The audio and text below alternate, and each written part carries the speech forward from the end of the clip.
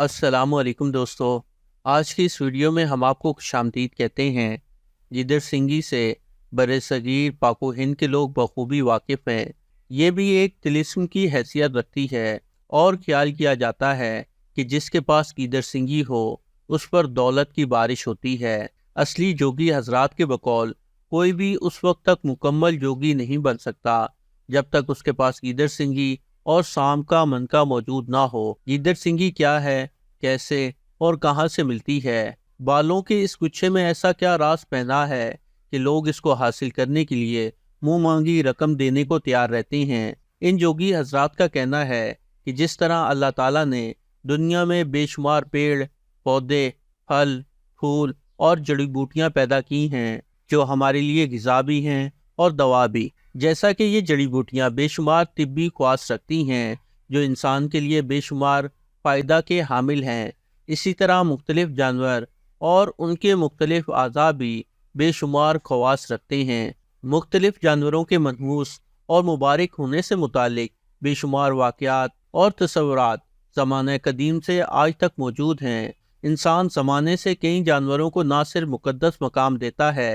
बल्कि बाज़ हक़ाइक़ के मुताबिक उनकी पूजा उसने अपने ऊपर फ़र्ज़ की। जैसा कि आज भी हम हिंदू मज़हब में देखते हैं कि वो गाय को गौ माता कहकर उसका पेशाब पीने तक बाइसे सआदत समझते हैं।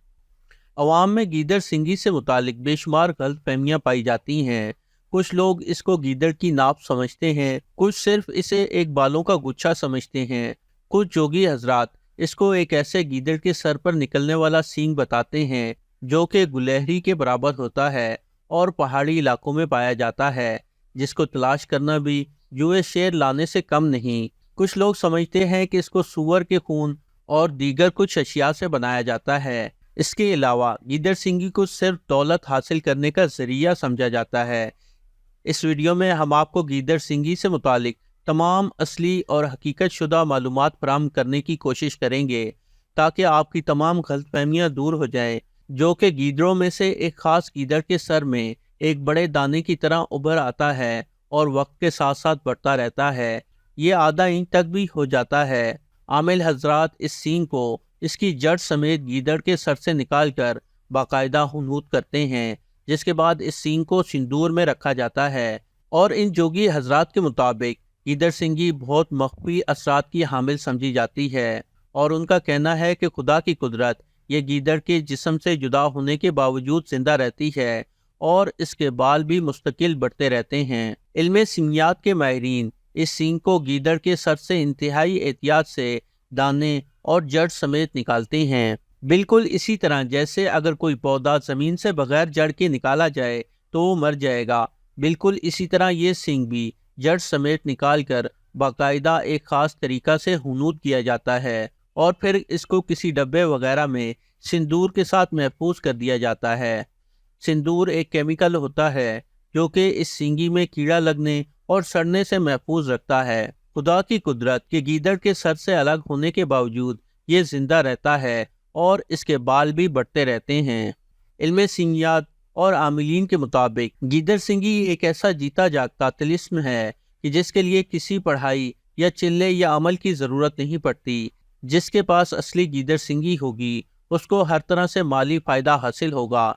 जेवरात या नकदी के सेफ में गीदड़ सिंगी रखी जाए, इन आमिलीन के मुताबिक उसमें मज़ीद इजाफा होता है, दौलत और कारोबार में तरक्की होती है, गुमशुदा माल मिल जाता है, गैब से हर तरह की माली मदद और खुशहाली नसीब होती है, दौलत आने के हर जरिए में कामयाबी होती है, लॉटरी, बॉन्ड, जुआ, सट्टा कारोबार में कामयाबी होती है। इसी लालच में बहुत से लोग अपना सब कुछ वारने के लिए तैयार हो जाते हैं क्योंकि वो शोबदाबाज किस्म के लोगों के हत्थे चढ़ जाते हैं जो अपनी चर्ब ज़बानी से सीधे मगर चालाक लोगों को गीदड़ सिंगी के मुतालिक नत नई दास्तानें सुनाकर उन्हें गीदड़ सिंगी बेच देते हैं। अवामुन नास को बेवकूफ़ बनाने के लिए इस मकरूह फेल में सन्यासी, सपेरे और फाल निकालने वाले बाबे पेश होते हैं, मगर गीदड़ सिंगी के अज़म में मुब्तला अफराद ये नहीं सोचते कि अगर गीदड़ सिंगी बेचने वालों के पास कोई ऐसी जादुई ताकत होती तो क्या वो सड़कों पर बैठकर तोते से फाल और बीन पर सांपों का रक्स दिखा रहे होते। مال و زر کا لالچ ایک ایسی ہوس ہے جس کے زیر اثر انسان خود فریبی کے جنگلوں میں بھٹکتا رہتا ہے۔ سائنس گیدر سنگی کے بارے میں کیا کہتی ہے؟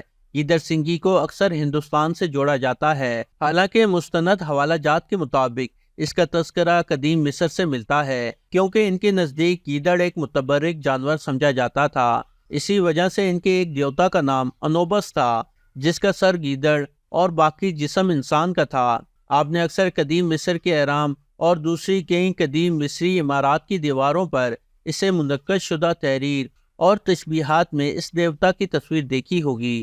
قدیم مصریوں کے عقیدے کے مطابق یہ دیوتا انسان کے مرنے کے بعد اس کا حساب کتاب کر کے نیک کو جنت میں اور گناہ گاروں کو جہنم میں بھیج دیتا تھا۔ اسی طرح قدیم مصریوں میں بلی کو بھی انتہائی مقدس جانور خیال کیا جاتا تھا۔